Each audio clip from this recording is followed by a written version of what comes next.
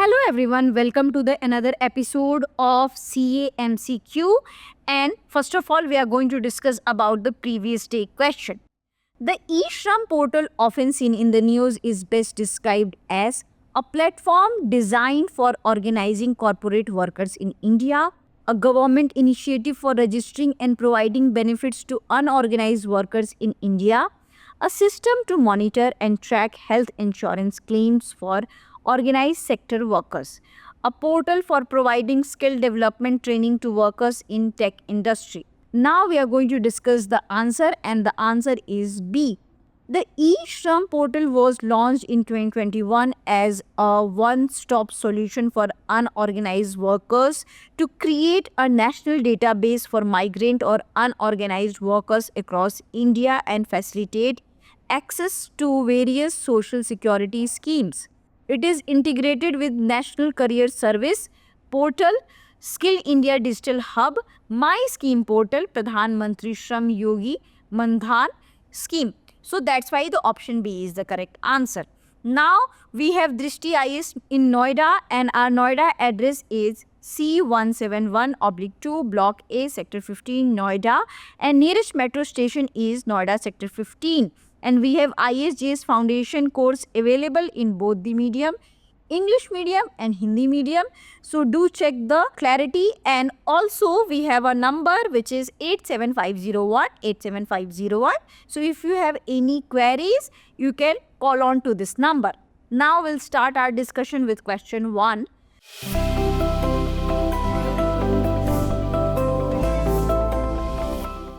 So, regarding the ad hoc judges, consider the following statement. They are temporary judges appointed to a court typically to address special needs such as reducing case backlogs or filling gaps when permanent judges are unavailable.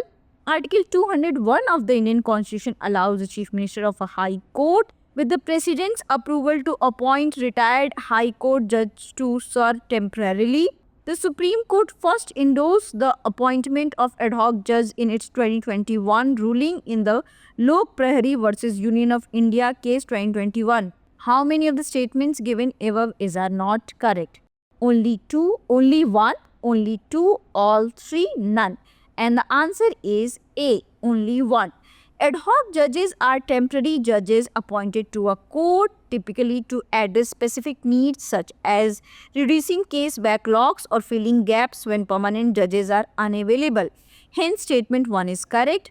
Article 224A of the Indian Constitution allows the Chief Justice of High Court with the President's approval along with the consent of retired judge to appoint retired High Court judge to serve temporarily. Hence, statement 2 is not correct. Article 201 deals with the bills reserved by the Governor for the President's approval. In the Lok Prahari versus Union of India case 2021, the Supreme Court ruled that the recommendations for appointing retired judges must go through the Supreme Court's collegium. Hence, statement 3 is correct. So that's why option A is the correct one. Now we'll come to the question 2. Consider the following statements. Hurricane potential is the amount of heat contained in the oceans above 26 degrees Celsius threshold. Hurricane potential is available and favorable in all known cyclone genesis regions around the equator in the tropical oceans. Which of the statements given above are correct? 1 only, 2 only, both 1 and 2, neither 1 nor 2, and the answer is C. Hurricane potential is amount of heat contained in the oceans above the 26 degrees Celsius threshold. Hence, statement 1 is correct. Hurricane potential is available favorable in all known cyclone genesis regions around the equator in the tropical oceans. Hence, statement 2 is correct. A cyclone is born when the wind speeds cross the threshold of 18 meter per square. Hence, option C is the correct answer. Coming to the question 3. Regarding the Panama Canal, consider the following statements. It is an artificial waterway in Panama that connects the Atlantic Ocean with the Indian Ocean. It cuts across the Isthmus of Panama and is a conduit for maritime trade. Which of the statements given above are not correct? 1 only, 2 only, both 1 and 2, neither 1 nor 2, and the answer is 1, which is A, 1 only. Panama Canal is an artificial 82 kilometers waterway in Panama that connects the Atlantic Ocean with Pacific Ocean. Hence, statement 1 is not correct. It cuts across the Isthmus of Panama, is a conduit for maritime trade. Hence, statement 2 is correct. It saves approximately 12,600 kilometers in a trip between New York and San Francisco. The first ship passed through Panama Canal on 15th August 2014. So that's why option A is the correct answer. Coming to the question 4. Global Climate Risk Index 2025 is released by which of the following? United Nations Environment Programme, German Watch, World Resource Institute, Intergovernmental Panel on Climate Change. And the answer is B. The German Watch Global Climate Risk Index 2025 reports that between 1993 and 2022, India was the sixth worst affected country in terms of the fatalities and damage caused by the extreme weather events, with 80,000 deaths and losses amounting to 180 billion United States dollars. 7 of the 10 most affected countries, including India, were ranked based on extreme weather event. Data from an international data base and socio-economic data from the International Monetary Fund, and these nations are primarily low and middle income countries. Hence, option B is the correct answer. Fiscal Health Index 2025 was recently released by which of the following? Niti Aayog, Reserve Bank of India, National Statistical Office, Indian Economy Advisory Council. And the answer is A. The Fiscal Health Index is an assessment tool to evaluate the fiscal health of Indian states and highlight specific areas for improvement. In a bid to enhance fiscal governance, the National Institution for Transforming India, Niti Aayog, launched its inaugural Fiscal Health Index 2025. The index provides a comprehensive evaluation of the fiscal health of 18 major Indian sites for 2022 to 2023, offering data-driven insights that will guide policy intervention at the state level. FHI ranks states based on 5 key sub-indices. Hence, option A is the correct answer. Coming to the question 6. Consider the following statements. Appreciation and depreciation of currency refer to changes in the value of currency related to other currencies in the foreign exchange market. All emerging market currencies except India have lost ground against the dollar since 2013. Because of the series of crises that hit the global economy during this period. Which of the statements given above are correct? 1 only, 2 only, both 1 and 2, neither 1 nor 2, and the answer is A, which is 1 only. Appreciation and depreciation of currency refers to changes in the value of a currency relative to the other currencies in the foreign exchange market. Hence, statement 1 is correct. All emerging market currencies, including India, have lost grounds against the dollar since 2013 because of the series of crises that hit the global economy during this period. Hence, statement 2 is not correct. The dollar's appeal as a safe haven currency grew due to the commodity meltdown driven by the US-China trade war, the COVID-19 pandemic, the Russia-Ukraine conflict, global inflation and other geopolitical tensions. Hence, option A is the correct answer. Coming to the question 7, regarding the National Financial Reporting Authority, consider the following statements. The Government of India established NFRA in 2018 under Section 132(1) of the Companies Act 2013 to serve as an audit regulator. It consists of a chairperson and members not exceeding 15, appointed by the central government. Its account is not mentioned by the Comptroller and Auditor General of India. How many of the statements given above are correct? And we have options only 1, only 2, all 3, none, and the answer is only 2, which is B. The Government of India established National Financial Reporting Authority in 2018 under Section 132(1) of the Companies Act 2013 to serve as an audit regulator. Hence, statement 1 is correct. It consists of a chairperson who shall be a person of eminence and having expertise in accountancy, auditing, finance, or law, appointed by the central government or such other members not exceeding 15. Hence, statement 2 is correct. It recommends accounting and auditing policies and standards to be adopted by the companies for approval by the central government. Its accounts is monitored by the Comptroller and Auditor General of India. Hence, statement 3 is not correct. So that's why option B is the correct answer.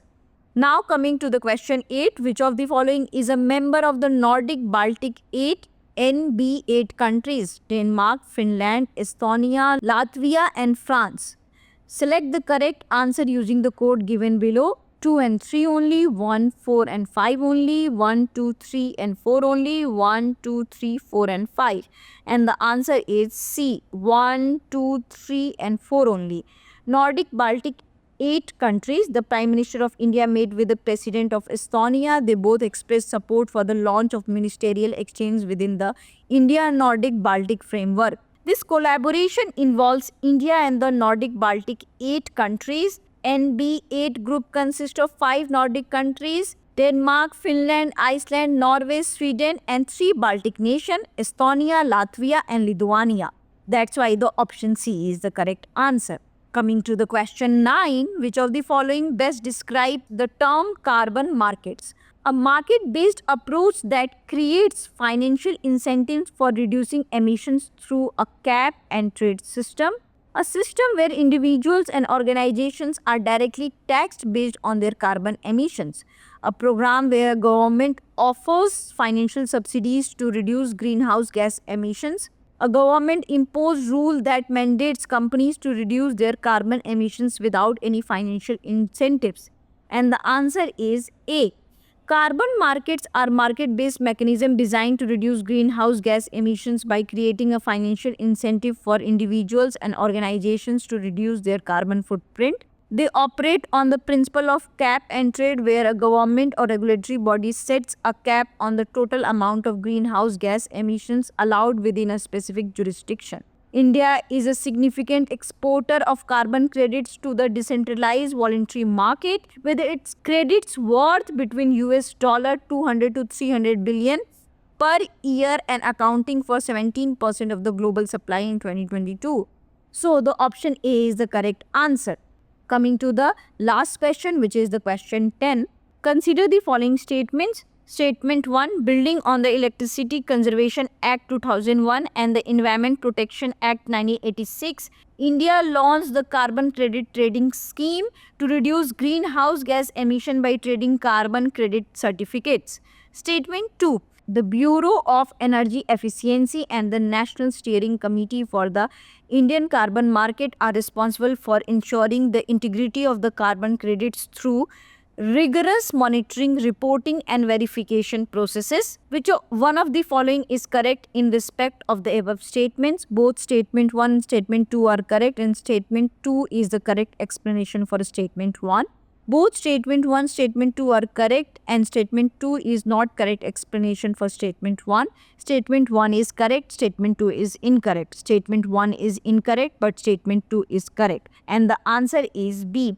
Building on the Electricity Conservation Act 2001, the Environment Protection Act 1986, India launched the Carbon Credit Trading Scheme to reduce greenhouse gas emissions by trading carbon credit certificates. Hence, statement 1 is correct. The compliance segment of CCTS will commence in 2025 and 6, allowing non-obligated entities to participate and trade carbon credit certificates.